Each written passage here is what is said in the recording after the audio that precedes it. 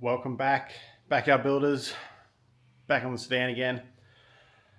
You'll notice it's at the back of the shed. I actually have something in the front of the shed I can't quite put to air yet, but that will come out on a later date. But today, I really want to try and finish the last couple of rust repairs so I can start making a huge mess underneath, getting it ready for paint.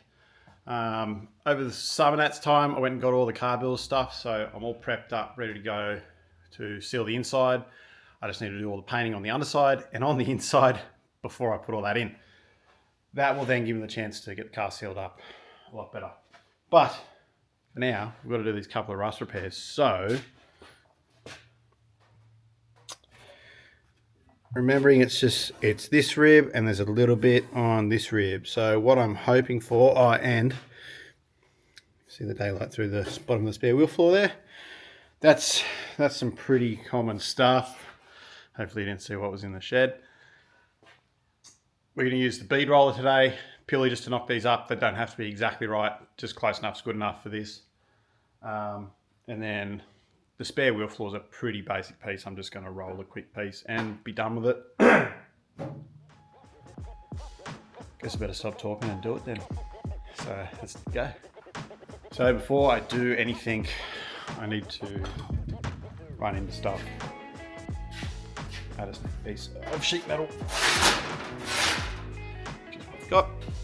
All I'm going to do is what I am going to do, but hopefully this will do. No, it won't. There. All I'm going to do is just bead roll a couple of straight lines like this, and then I'm just going to lay them over, trim them up, cut the floor pan out, and be done with it. So to help with this, I actually bought something from Hare Forbes to go with my bead roller. It's cardboard squares. No, it's not. I have actually finally got spool steel squares. No, still not that. I've gone and purchased the table accessory for my bead roller. So that's just going to help me have a working platform and I can slide my jobs all the way through. I'm going to pull the backstop off because I don't need it on there anymore and put this on there. So I'm going to quickly do that and then let's bead roll some straight lines. I want to keep these beads straight. I know I roughly need a piece that is about 300 long, which is actually a bit bigger. Now, because I don't have that backstop on here, I still want a way of keeping my beads nice and straight. So I'm just going to use the table itself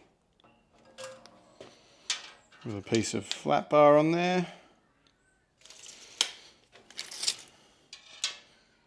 At 300 mil. And I've just grabbed the biggest die, or half round they do, whatever you want to call it. Got a piece of sheet here ready to go.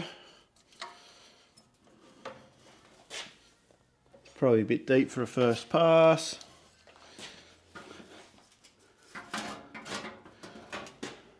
That would really be better if it was angle. Oh well, let's just see how we go. Probably be better if those dies were the other way around. Nah, it's going to be a bit harder. Let's just do it. Still to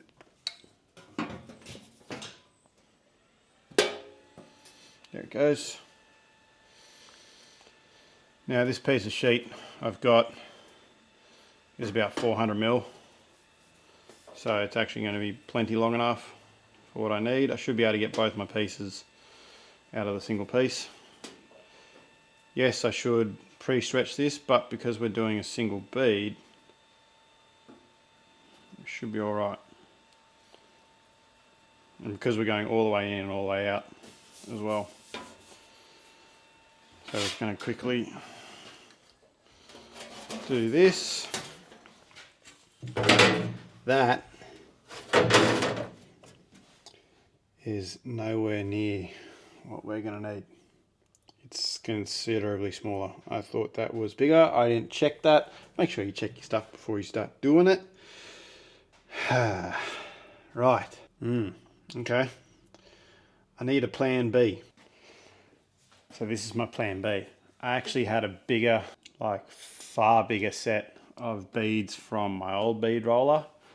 They're gonna work, I hope. They seemed a lot closer in shape to the other set, so without, I've got to adjust that, don't I? I've got to do more adjusting. Hold on a second, guys. And if anyone's wondering how easy it was to adjust that table, there's just 4 bolts, 2 on each side. I'm going to do this bit blind. Just loosen them off and table down or table up. Do the 4 bolts back up. Easy peasy. Alright. That should be a better height. And once I set my depth this way, I'll also need to adjust those in and out.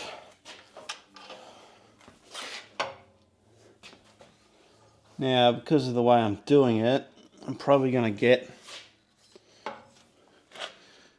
a slightly better finish on one side. It's pretty close there. Happy with that. Let's start up there. Not going to get in the way of you guys watching, as long as I don't bump the camera. Just going to shuffle you guys back a little. Can you still see me? Still see me? Good.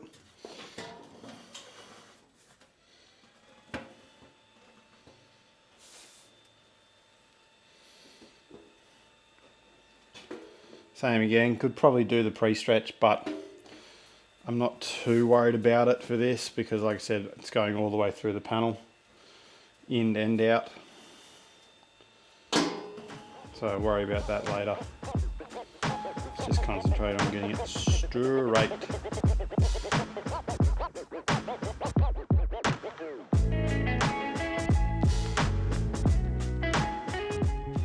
Now, if you actually want to make custom dies like this set is for me, I actually had these custom made for my old bead roller years ago. Hare Forbes do sell blanks, so it's basically just a solid block of steel with the keyway and the bolt hole already cut, ready to go, and then you can just machine the outside to suit what profile you need.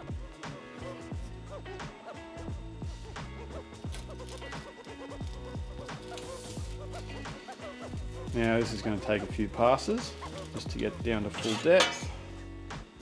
That's alright,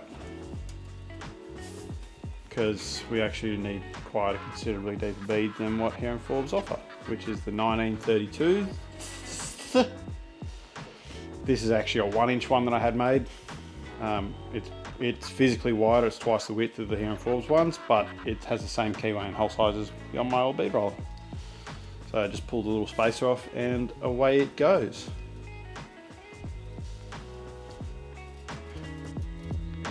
You can cut to speeding it up to Zachary.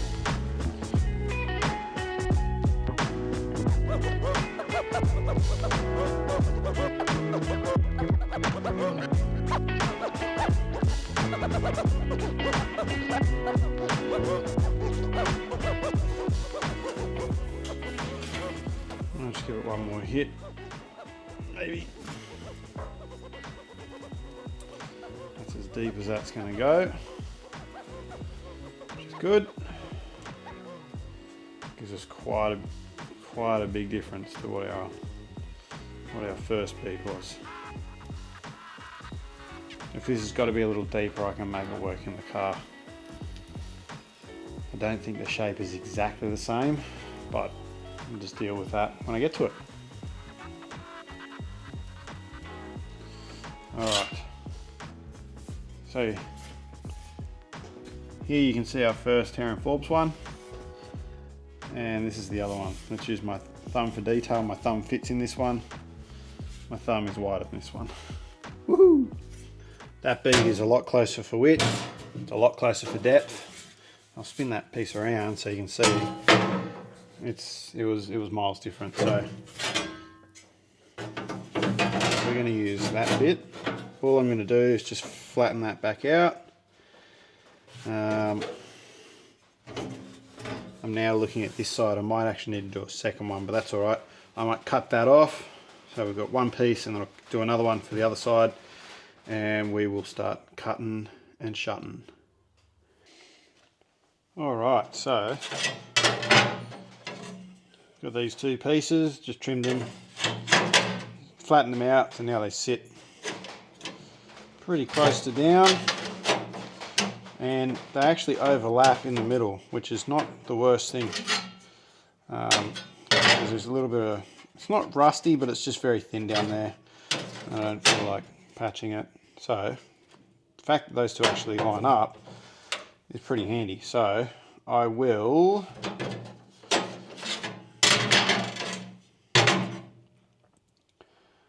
I'll cut that out as one piece, and then I'll sit, or do I take those together first? I'm going to tack these together first, actually using the car as my guide. So I just need to trim a little bit off one, tack them together, and then I'll cut the floor out, sit it on top, trace it out, chop it, chop, chop, chop, chop, tack, tack, tack. Yeah, I'm going to do that.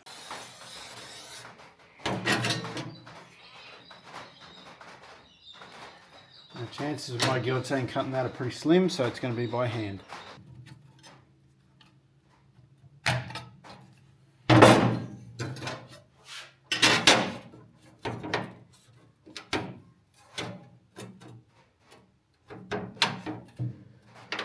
Alright, tack them together. I've welded that part. Might be able to see it in the camera. It's got a nice David Bowie in it. So what we're going to do is take that straight to the hammer. Might even just give it a quick.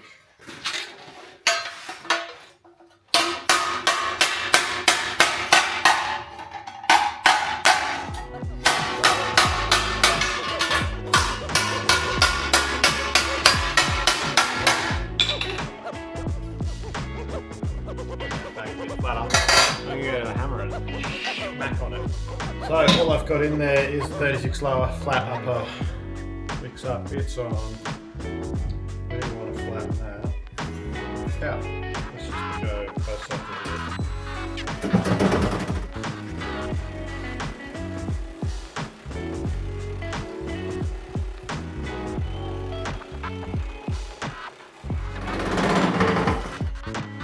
Just going to give that a quick sand.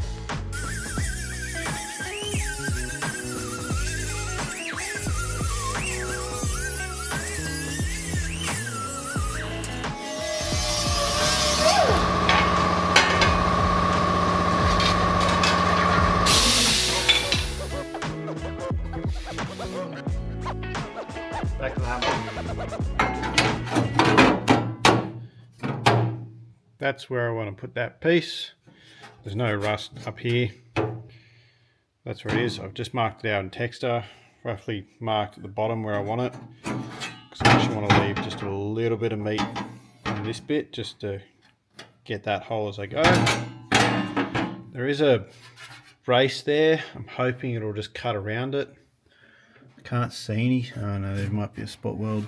We'll see how we go. I'm just going to cut that out. Alright, so was a brace there, it was only a couple of spot welds. I did accidentally cut through it, doesn't matter. I've got to get under there and clean it out. I've got to get a wire brush in there. I just gave it a quick wire brush and prep around the edges. Trimmed up my panel. Sits in there, not too bad. I've just got to get underneath and just mark underneath there just to know where exactly I've got to cut that down to, because it's pretty tight. And then zap her in. And then we've just got that left. Alright, so I've patched a little hole there. Just patched a couple of little holes there. copper primed that, cleaned and copper primed all that. So now, sit that there, clicks into place. I'm going to put a tack right at the top first, and try and get a tack at the bottom, roughly where it lines up, which is about there. And then just tappity tap tap, get it together. Let's do it.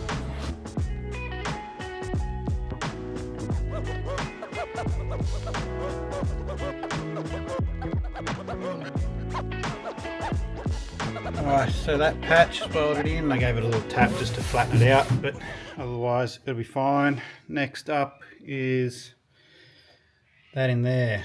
Now, this has actually got a bit of a dent right there and a bit of a dent right there. Remember there and there. There and there. And there. And there. I'm actually going to try and smack this out a little bit first, just to put it back in the right spot so it doesn't look so obvious. What I'm going to do for that is, I think I'm going to get the old pine liner. Yeah, so stay right here. So if anyone was wondering what the pine liner is, it's this one. This is my specialty pine alignment tool. Put it out there, I think.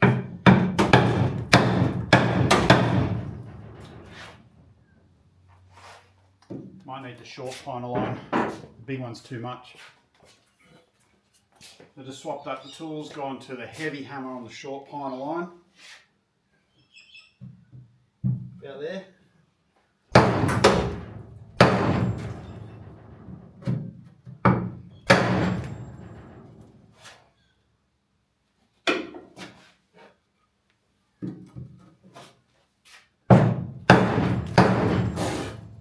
Ugh.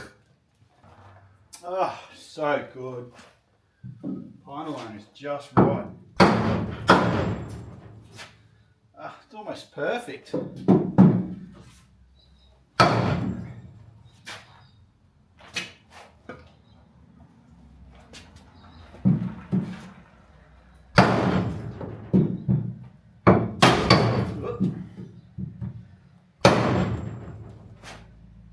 It's like I bought one, guys. Can't get any better than that.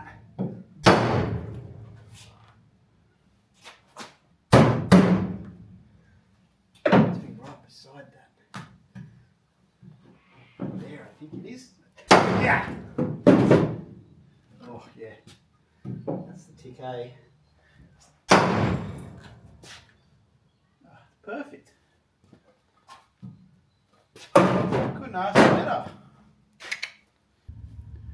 That's just evidence the pine line works. Because if we take a look at it now, still a dent there, but I'm not getting that one. But got this better, much better. Might even try and wallop that out. This is fine because the rust is over here. Let's see if we can get that one out. I went full caveman on that area and just whacked. And look at that. But I mean, apart from the holes, it's perfect. And fixed. Not really.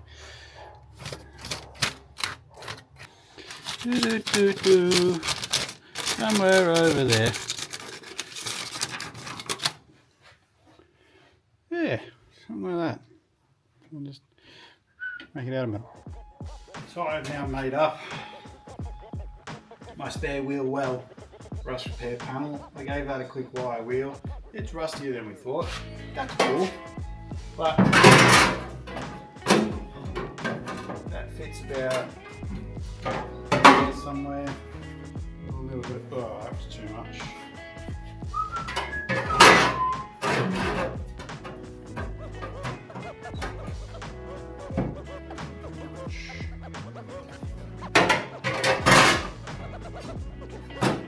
Okay.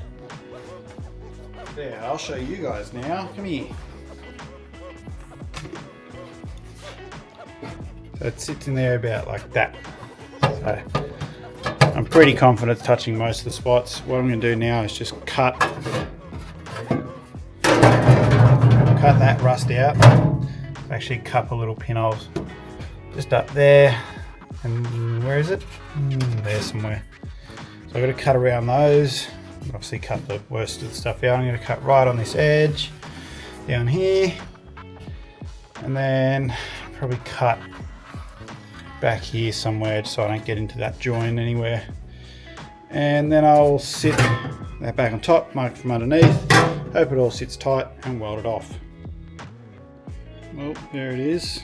It's sort of cleccoed in place. It's pretty good from the top side.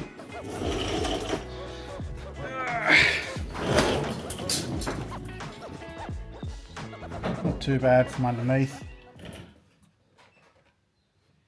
A little bit of gap just towards the back corner, but I should be able to get that later on because this is all still a bit whoopied. But the front will pull in fine. Just sort of across there will be sweet, but I'll get it out. But yeah, I'm sort of happy with that. Happy to mark it now. Alright, just got that edge cleaned up, just with the finger finisher. Did the same on the underside, just knocked the rust scale off. Got the panel marked out, and I'm going to cut it up. No fancy tools for cutting this out, just set of tin snips. Make sure I'm cutting the right way so it peels away from it. Now I'm going to cut it pretty neat, as neat as I can, because I'm going to fit it up, weld it in. I'm going to test with that before I do the final cut. It's just sitting there. I'm sure if I do that, it falls out, so it tells me it fits pretty good. There's a gap at the top, don't really care. So yep, I'm going to grab the MIG just to quickly tack that in because it's sort of a bit awkward to hold.